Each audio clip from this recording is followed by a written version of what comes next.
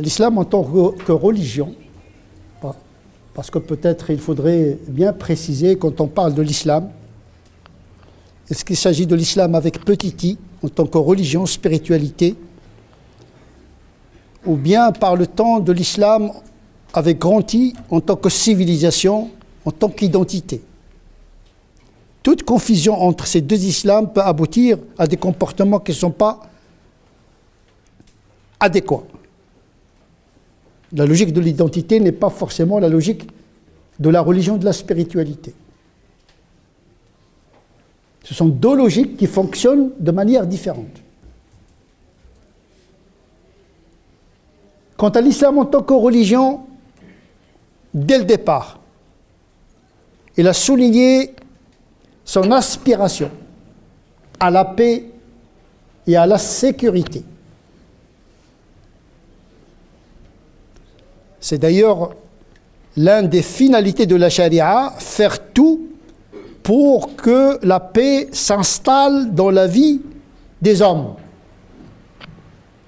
Et si le prophète a pris l'épée, ce n'est pas pour répandre la foi par l'épée, mais pour casser l'épée afin que la paix s'installe, afin que les gens choisissent l'option religieuse qui leur convient. Celui qui veut croire, qu'il croit, celui qui ne veut pas croire, qu'il ne croit pas. La vérité musulmane n'a pas besoin de coercition pour s'imposer. Toute vérité qui a besoin de violence n'est pas une vérité. Surtout quand il s'agit d'une vérité relative à la transcendance, relative à Dieu. Et donc il s'agit, dans les textes, de mener le combat pour la paix. Pas contre la paix. La guerre, c'est une anomalie. C'est une pathologie. C'est un accident de l'histoire. Ce n'est pas la règle, puisque Dieu il a créé l'homme et les hommes, les tribus, les religions, afin de s'entreconnaître et pas pour s'entretuer. Les ta'arafou. Voilà l'objectif. Donc le dessein de Dieu va dans le sens d'unir les gens dans leur diversité dans un espace de paix. C'est pour cette raison que le prophète n'a pas hésité un instant de souligner le pacte chaque fois qu'on lui propose, Quraysh, qui était hostile, qui visait l'éradication de l'islam et des musulmans. Projet d'éradication. Il a mobilisé avec elle toutes les tribus païennes.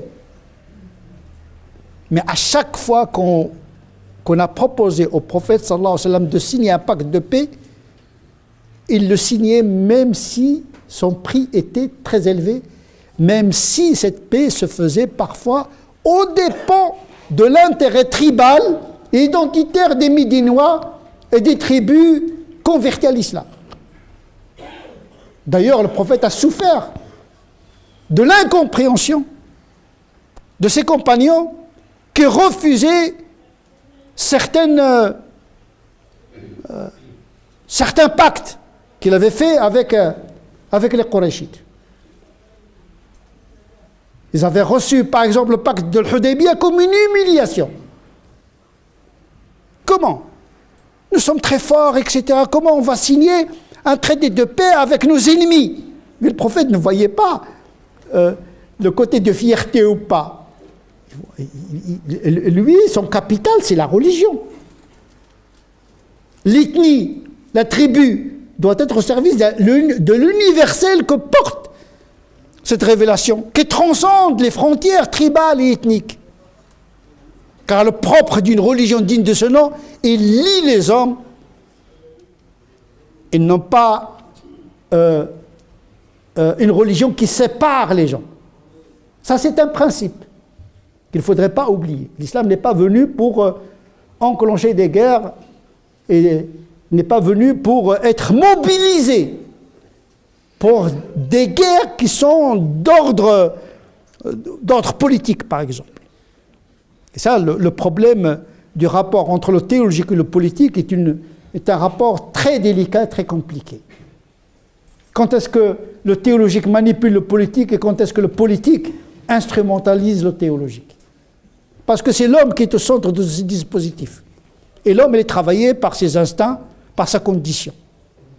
Parfois, il pense qu'il est en train de défendre la religion, mais en réalité, il est en train de défendre sa propre cause, son territoire, etc. Mais il a besoin de mobiliser l'absolu pour combattre. Bien sûr, tout combat juste est une forme de djihad. Ce n'est pas uniquement pour la religion, tout combat juste, à condition qu'il soit juste. Tout combat pour une cause juste doit être dans ses moyens justes. Parce que dans la tradition musulmane, la fin ne justifie pas les moyens. On n'a pas le droit dans un combat de tuer les enfants, les femmes, les vieillards, les handicapés. Il y a un droit canonique de la guerre.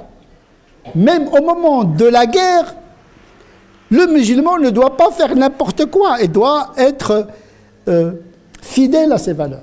Le prophète a dit « combattez celui qui vous combatte », c'est-à-dire celui qui fuit le combat, il faut le laisser. Il ne faut pas le tuer par derrière.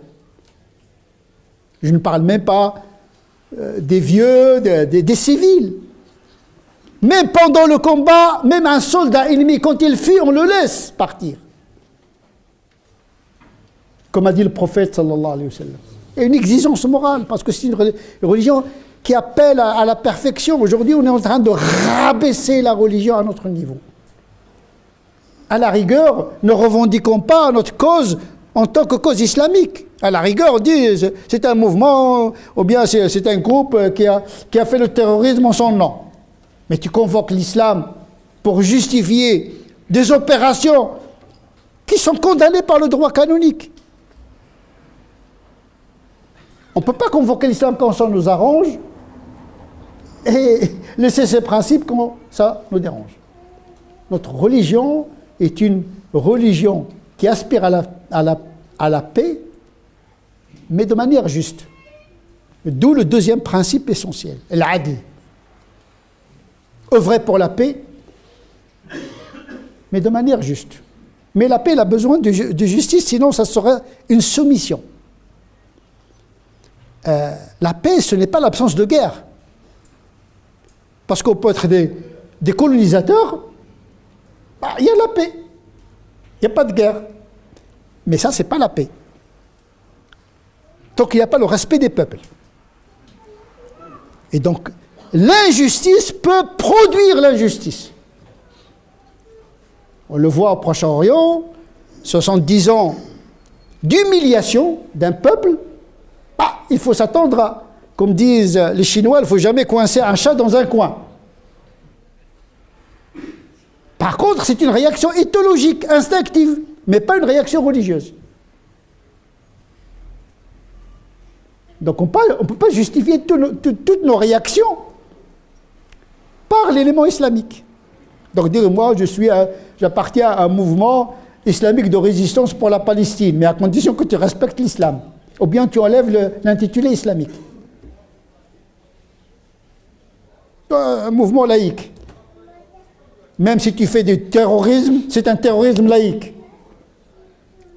Mais quand tu fais des crimes de guerre au nom de l'islam, là, on n'est plus ni dans le droit international, ni dans le droit canonique. Nous sommes obligés d'être fidèles à nos valeurs. Et que l'injustice de l'autre ne doit pas nous pousser à être injustes envers nos valeurs. Même si les choses s'expliquent. Mais expliquer quelque chose ne veut pas dire la justifier. La cause palestinienne est une cause juste qu'il faudrait défendre. La question qui se pose, comment? Par quels moyens? C'est ça la question qui se pose. D'où la notion de l'adl. Des règles qui s'appliquent d'abord aux musulmans. Walaw ala anfusikum, pratiquer la justice, même à vos dépens. Et c'est ça l'exigence. Sinon, il ne faut pas convoquer l'islam dans ce conflit-là. Mouvement révolutionnaire, marxiste, léniniste, trotskiste, il n'y a pas de problème. Ça n'engage que Trotsky, et encore. Ça n'engage que Marx, et peut-être Marx ne serait pas d'accord. Mais là, convoquer Dieu et son prophète, c'est encore plus dangereux. Sauf si vraiment le moyen est juste, et la cause est juste. Donc le musulman doit faire preuve de discernement. Le Furqan. Moi, je ne suis pas là pour chauffer les gens. Ah, les Palestiniens, etc. Oui, il y a une injustice, mais comment y remédier? Est-ce que ces moyens-là vont servir la cause palestinienne? Moi, je dis non. Ça ne sert ni les Palestiniens, ni l'islam. Parce qu'on va payer le prix de cette image. Ça n'absout en rien du tout les crimes perpétrés par les politiques de l'État d'Israël. Ça, c'est un autre champ. En tant que citoyen, en tant qu'être humain, on peut avoir un avis sur ça et le dire franchement. Il n'y a pas de tabou, mais à condition de faire le discernement entre les éléments, de ne pas confondre tout. Ce n'est pas une guerre de religion. لا يجرمنكم شنآن قوم على ألا تعدلوا اعدلوا هو أقرب للتقوى. Le Coran nous met en garde que l'aversion envers un peuple ne vous pousse pas à être injuste. Soyez juste. Insultez les juifs, parce que juif, c'est un racisme haram, interdit. Les enfants d'Israël, c'est un peuple dont la plupart des prophètes de l'islam sont issus de ce peuple. Insulter les enfants d'Israël, c'est insulter Moïse, Jésus, David. On les a choisis. En train de blasphémer. Celui qui insulte les enfants d'Israël, en train d'insulter, de blasphémer contre le Coran. Ils ne sont pas tous semblables. Le musulman lui-même, il souffre de ce jugement tous les musulmans se ressemblent. Ben, nous faisons la même chose avec les autres. Tous les Français, tous les kofars, non, il ne faut pas mettre tout le monde dans le même sac. Le discernement. Mélangeons pas les genres, islam en tant que religion, islam en tant qu'identité, ne mélangeons pas le politique du religieux. L'antisémitisme, c'est-à-dire le racisme à l'égard d'une ethnie sémite, en l'occurrence juive, est une faute morale en islam. On n'a pas besoin que les droits de l'homme ou les lois de la République, etc., notre morale nous l'interdit. Par contre, nous combattons par les moyens justes l'injustice, qu'il vienne d'un musulman ou d'un non-musulman. C'est ça la mesure. Votre religion vous concerne. Moi, ce qui va me concerner, c'est la justice. Je ne veux pas subir d'injustice, qu'elle provienne d'un non-musulman ou qu'elle provienne d'un musulman. Pour moi, c'est la même injustice. Eh bien, le peuple palestinien, il subit une forme d'injustice de la part d'autres Palestiniens, notamment les autorités palestiniennes qui s'enrichissent dans la corruption aux dépens du peuple palestinien. Des milliards de dollars ont été versés dans les territoires en Cisjordanie et Gaza. Où sont les développements culturels, intellectuels, économiques, etc., etc. Et à un moment donné, il faut qu'on s'interroge également de l'intérieur. Qu'est-ce qui se passe à l'intérieur? Pourquoi les deux factions ne se mettent pas d'accord? Pourquoi? Vous avez la même cause. Mettez-vous d'accord. Donc il y a un problème intrinsèque. Encore une fois, cela n'absout pas les crimes et les injustices et l'occupation de l'État d'Israël, condamné par l'ONU. Mais l'ONU, comme disait De Gaulle, c'est un machin. C'est comme l'Amérique qui a envahi l'Irak en faisant fi des résolutions des Nations Unies. C'est pour vous dire qu'on est quand même dans un monde où la seule loi qui s'applique, c'est la loi de la force. Ce n'est pas la force de la loi. Et comment faire? comment négocier son droit dans un monde qui est quand même gouverné par des rapports de force? Est-ce que c'est par la barbarie? Ben, ça se renverse sur celui qui prend les armes. Chaque fois que les musulmans prennent les armes, ça se renverse sur eux. Le djihad d'Afghanistan, en Irak, Daesh, etc. Pas dans l'intérêt des musulmans, quels qu'ils soient, quelle que soit leur option politique ou culturelle, n'est pas dans l'intérêt aujourd'hui de prendre les armes. Celui qui prend les armes périra par les armes, comme disait Jésus. Le prophète était dans la Mecque pendant 13 ans. Les compagnons lui disaient prenons les armes. On est humiliés. Et le prophète lui dit Kufu aydiakum wa aqimu salat. Soyez pacifiques. Comme Gandhi, la révolution pacifique de Gandhi, de Mandela, il y a beaucoup de révolutions pacifiques qui ont inversé le cours de l'histoire. Il n'y a pas que la violence comme moyen de transformation de l'histoire. Pourquoi cet entêtement, cette culture de la mort, du shahid? D'abord, quelqu'un qui est mort dans une guerre, il n'est pas dit qu'il est shahid. Le prophète a dit, ne dites pas qu'il est shahid. C'est interdit déjà d'appeler quelqu'un qui est mort dans le combat, même dans le combat de l'appeler shahid.